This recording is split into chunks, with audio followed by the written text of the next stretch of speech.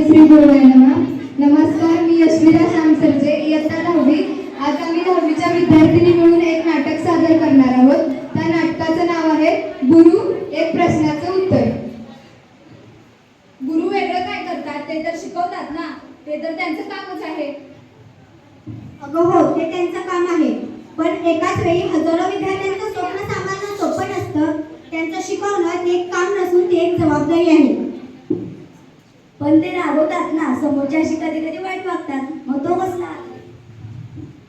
रागवणं हे त्यांचं प्रेम आहे. जेव्हा पालक रागवतात ते आपण प्रेम समजतो. मग गुरुच्या रागाला अपमान का समजायचा? गुरु असो किंवा पालक दोघेही मागच्या पिढीचे आहेत. आता युट्यूब, गुगल तेच गुरु आहेत. AI तंत्रज्ञान शिकवतं, पण माणूसपणा शिकवणारे गुरुच असतात. मशीन माहिती देते, पण विचार करायला लावत नाही. गुरु आपल्याला विचार करायला लावतात. गुरुपौर्णिमेचा एवढा गाजावाजा कशाला? एक फूल दिलं की विसरूनच जाणार ना. गुरुपौर्णिमा फुलाचा दिवस नाही, कृतज्ञतेचा आणि भावनेचा दिवस आहे. आपण सर्व काही विसरायचं नाही, आठवायचं. गुरुने आपल्याला घडवलं हे आपण मान्य करायचं. शिक्षक रागवले की मुले लगेच घरी सांगतात, मग आदर राहिला कसा? आदर हा दोघांमध्ये असतो, जर आपण शिक्षकांना समजून घेतलं तर.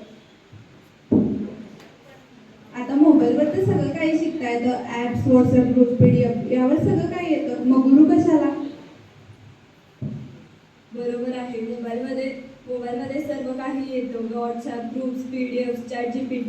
पण मनामध्ये चार चौघांपेक्षा वेगळं काहीतरी घडवतो तो गुरु असतो. मोबाईल समज देतो, पण संस्कार मात्र गुरूंकडूनच मिळतात. आदर देऊन काय फायदा? माझं यश माझं असतं, त्यात गुरुचं काय? अगं हो, तुझं यश हे तुझंच असतं, पण त्या यशाकडे नेणारा मार्ग मात्र शिक्षकांच्या पायाखालून गेलेला असतो. शिक्षक एक अशी ज्योत आहे जो स्वतः जळत राहतो आणि आपल्याला मात्र प्रकाशच देतो.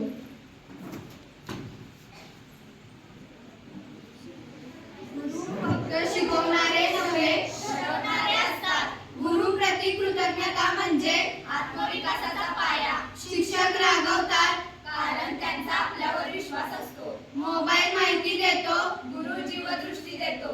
गुरु पौर्णिमा ही फक्त पूजनाची नव्हे, जाणीवेची दिवाळी आहे. कारण गुरु म्हणजे फक्त